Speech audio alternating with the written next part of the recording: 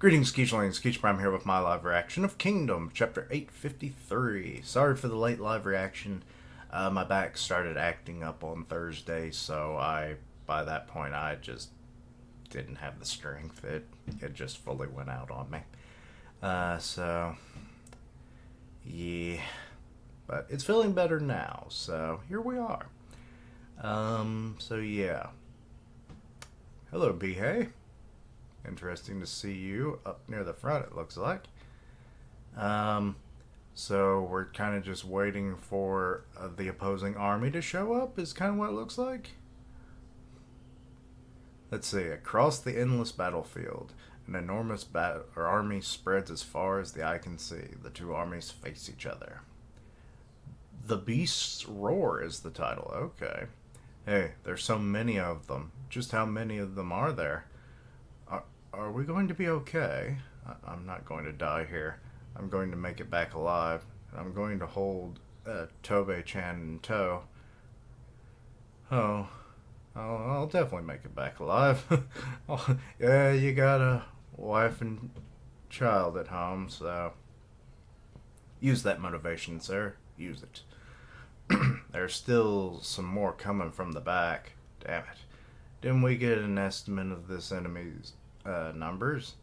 This is bad. We really drew the short straw with this position. They're still coming. You idiots! Stop getting scared before we've even started. This coming from like the biggest coward. We're a massive army of 40,000. I bet they're trembling at the sight of us too, so there's no need to be scared. Besides, when it comes down to it, we're all seasoned veterans. Are you, though? I mean, I imagine to some extent there are newcomers. We may not have any flashy achievements, but we've fought through and survived countless fierce battles. That's an achievement. This time is no different. Even when we face a strong enemy, we won't flinch. We won't give up. We'll fight on, helping our comrades, and we will win. I wasn't expecting B-Hay to give a rousing speech. That was not on my bingo card for this week. But I'm here for it. You get... B-Man, you know? We will win and go home. Win and return. And I'm gonna hold Tobey-chan, 300-man Commander B-Hay. 300-man Commander! Not you this time, huh? Or not Toe this time, huh? So now they're just rallying behind him. Wait, aren't those like the Hardhead brothers? I don't remember their name, but they're just shouting the B-Hay unit. Oh Lord. Really not what I was expecting, but I'm here for it. Let's do this. Alright. So they're still shouting. We got Ko over there. We've drilled longer and harder than any other unit. Let's go in with confidence, everyone. Ko, 100-man unit. Oh my god, he's a 100-man unit? What the heck? And now we got Kanto. Oh, he's also 100-man. Okay. I didn't know if they had been promoted to that status. That's great! It's great to see these characters that are in the same position Shin once held, what felt like not all that long ago. And now he's literally leading a 40,000-man army. As always, we'll shed more blood than anyone else, and take more heads than anyone else. You got that, you bastards? 100-man Commander Kanto. Excuse me. Some of the veterans. We got Denyu. We got, crap. Why can't I remember your names? Shujin? Yeah? And then we've got, pretty sure that's supposed to be Garo. Yeah, because you see the Hi-Ho members. Hi-Yo. The Hi-Ho. Hi-Ho. Hi-Ho. Off to war we go. We're gonna cut you off your heads and then we go home. Anyway, but, yeah. Anyway. And of course, we got, why can't I remember these characters' names? My god, I'm horrible. It's like just a three-letter name. I hate myself. Um, but of course, we got Shin here. Wait, who's that on the? Oh wait, that's him. Never mind. So they're still rallying. I'm surprised Shin isn't happy. Listen up, High Shin Unit, Commander. There's no need for such a long speech now. We'll fight like we always do, and we'll win. That's all there is to it. The army has grown larger, and the battlefield has widened. You might not be able to see me, and you might not be able to hear my voice, but when that time comes, look up at the flag of the Haishin unit. Everything is embroidered in this banner. Or embodied, sorry. There's probably embroidery too, but you know. The soul of the Haishin unit. And my dream. Oh! It is the Haishin unit that will slay the enemy commander Raboku. It is the Haishin unit that will lead us to victory in this great war. Oh! General Rishin! Haishin unit! So, amazing. This is General Rishin. Amazing, Shin. You're really amazing. And BA's just kind of like, oh. I don't know if he feels upstaged or just happy. That's fervor. You truly are just one step away from being a great general. Okay. So we got Fu here. Well. Rishin-kun really knows how to fire up a crowd than some of the no-namers. So Fute's there. We got Kane. Couple no-names. Kane. We will fill the Ken's fighting spirit all the way over here. The Haishin unit's Rishin. Okay, so it's 3 armies. Or is Chokotsu... Yeah, it has to be. Wait, then what's that one bar? Are the Vanguard's, Fute's troops going to be okay? They might be overwhelmed by the enemy's morale. Fute? Damn it. This is going to be hard on my throat. Oh, is he going to yell? Listen, soldiers of Zhao. Huh? So Raboku showed up. Huh? What? Raboku-sama? You gotta love that there's always a random rock. It's almost like they build the armies around the rocks on the battlefield so they have a stage. I, Raboku, of the Zhao's 3 great heavens, am here. Okay, wannabe All Might. It's Raboku-sama. Oh. So they're just chanting Raboku, so that rallied them up. The man barely said a sentence and got the same morale boost as what like 3 speeches did. Damn.